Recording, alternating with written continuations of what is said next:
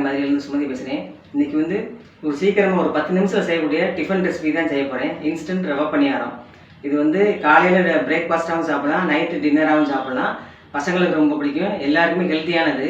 அது எப்படி செய்யலாம்னு வீடியோக்குள்ள போய் பார்க்கலாம் வாங்க.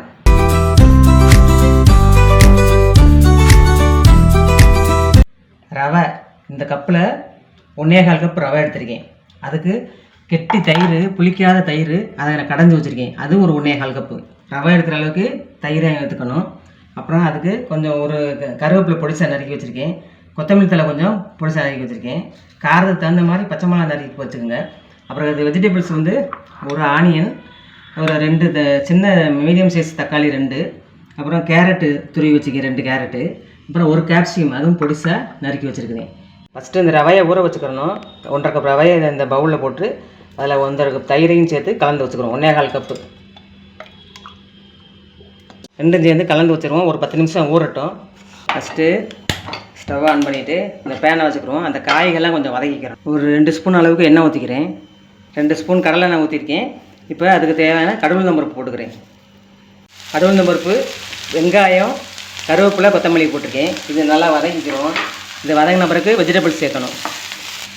தக்காளி பழம் சேர்த்துக்கிறோம். இது எல்லாம் ஆஃப் பாயில்டாக வதங்கினா போதும், நல்லா வதங்க வேண்டியதில்லை. தக்காளி சேர்த்துக்கிறோம். தக்காளி வதங்கும் போதே இந்த கேரட்டும் துருவின கேரட்டையும் சேர்த்துக்கிறோம்.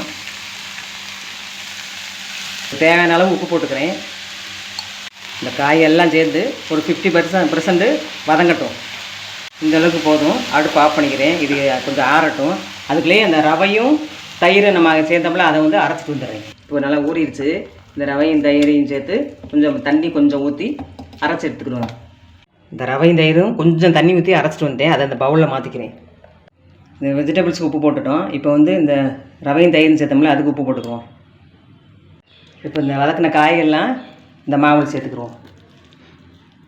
ஸ்டவ் ஆன் பண்ணிவிட்டு இந்த பணியார சட்டியை வச்சுக்கிடுவோம். இது காய்கறதுக்குள்ளேயும் இந்த மாவை நல்லா கலக்கிக்கிறோம். இப்போ இந்த எல்லா குழிகளையும் கடலை எண்ணெய் ஊற்றிக்கிறேன். சரி, இதில் பணியாரம் ஊற்றிக்கிடுவோம். முக்கால் குழிக்கு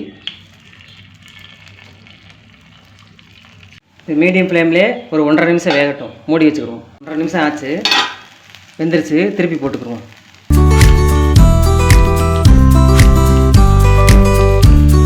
இப்போ வெந்துருச்சு, எடுத்துக்கிறேன். இதை இப்போ இன்ஸ்டன்ட் ரவை பணியாரம் ரெடி ஆகிடுச்சு. எல்லாமே ஊற்றி எடுத்தாச்சு.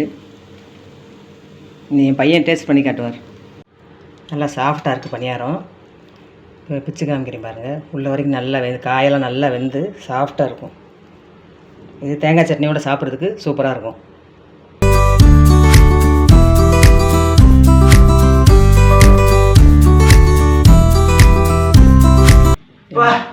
வேற லெவல்மா. இந்த பிரெட் ஊத்தப்பத்துக்கு சாப்பிடுவோம்ல, அதுக்கு ஈக்குவலாகவே இருக்குது. இதே மாதிரி நீங்களும் செஞ்சு பார்த்துட்டு எங்கள் சேனலுக்கு சப்ஸ்கிரைப் பண்ணுங்க. இந்த இன்ஸ்டன்ட் ரவை பணியாரத்தை நீங்கள் செஞ்சு பாருங்கள். இப்போ நம்ம வீட்டில் மாவே இல்லாமல் இருக்கும்போது ரவையும் தயிர் மட்டும் இருந்தால் போதும். கேரட்டு, கேப்சிகம் இல்லாட்டி வெறும் வெங்காயம் கூட நிறையா போட்டு இது செய்யலாம். செஞ்சு பாருங்கள். செஞ்சு பார்த்து எப்படின்னு எங்களுக்கு கமெண்ட் பண்ணுங்கள்.